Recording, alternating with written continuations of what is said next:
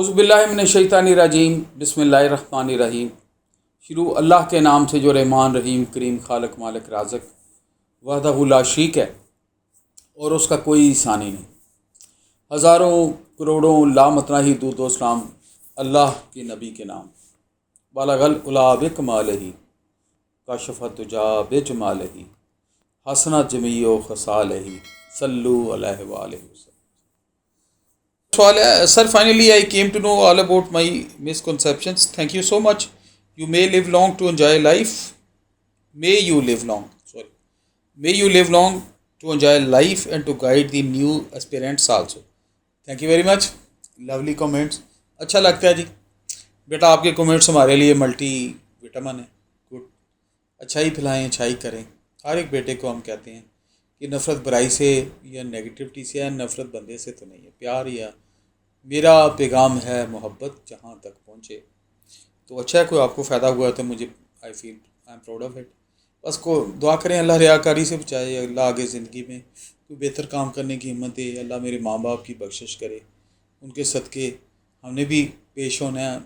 بہت پر حق ہے، اللہ اچھائی اور کنٹریبیوٹ کرنے کی ہمت توفیق دے. اور جو لوگ محنت کر رہے ہیں زندگی میں، اللہ ان کو کامیابیاں نصیب کرے. آمین ثم آمین. کمنٹ اور سوال آیا جی کہ السلام علیکم سر، میں نے آرمی میں 6 منتھس ٹریننگ کی تھی لاسٹ ویک. انہوں نے مجھے نکال دیا.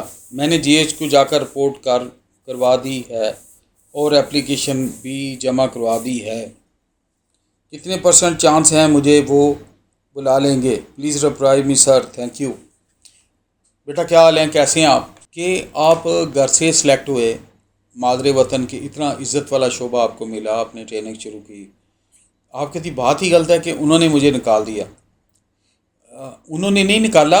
اس کو اگر میں آپ چھوٹے ہو، میرے بیٹوں کی طرح ہو، انہوں نے نہیں نکالا. آپ نے کوئی ایسا کارنامہ سار انجام دیا کہ وہ آپ کو نکالنے پہ مجبور ہوئے. ٹھیک ہے، تو اس کو یوں کہہ سکتے ہیں کہ کوئی آپ کی ایسی غلطی ہوگی، فالٹ ہوگی جس پہ انہوں نے نکالا ہے. تو کوئی نہیں، انسانوں سے غلطیاں ہوتی ہیں.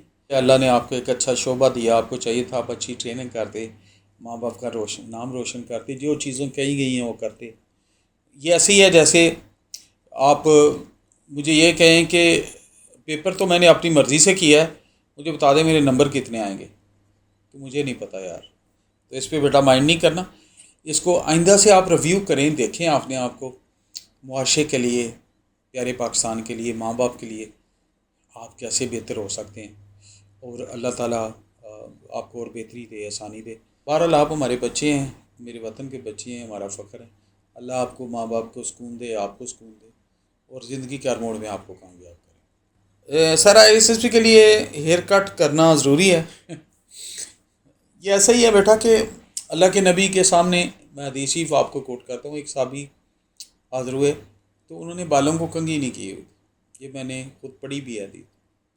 تو آپ نے ارشاد فرمایا کیا ہی اچھا ہوتا آپ کنگھی کر کے آتے. یعنی جو اللہ نے پروڈکٹ بنائی ہے انسان، اس سے بڑی پروڈکٹ، اس سے بڑی چیز کوئی نہیں، کیونکہ اب مصور سب سے بڑا ہے. تو پروڈکٹ بھی اشور مخلوقات. تو ہیئر کٹ کرانے سے کیا فائدہ ہوتا ہے؟ ہیئر کٹ کرانے سے بندہ سمارٹ ہوتا ہے. میری 58 سال عمر ہوگی، آپ نے دیکھا میں ابھی بھی ہیئر کٹ کراتا ہوں. بڑے بال ہوں تو ہیوی لگنا، یعنی اتنے ہونے چاہیے جو آپ، میرا پوائنٹ ہے کہ اتنے ہونے چاہیے جو آپ سنبھال سکیں اور اچھے لگیں. تو ہیئر کٹ کرانے کا مطلب ہے کہ اسمارٹ لک ہے، تو کرا کے جائیں تو اچھے لگتے ہیں نا بیٹا. یہ آپ کا ذہن بھی بولتا ہے کہ یہ بندہ ایک ڈسپلن لائف ہے، صاف ستھرا رہنا پسند کرتا ہے. تو اچھائی کو تو ہر بندہ پسند کرتا ہے.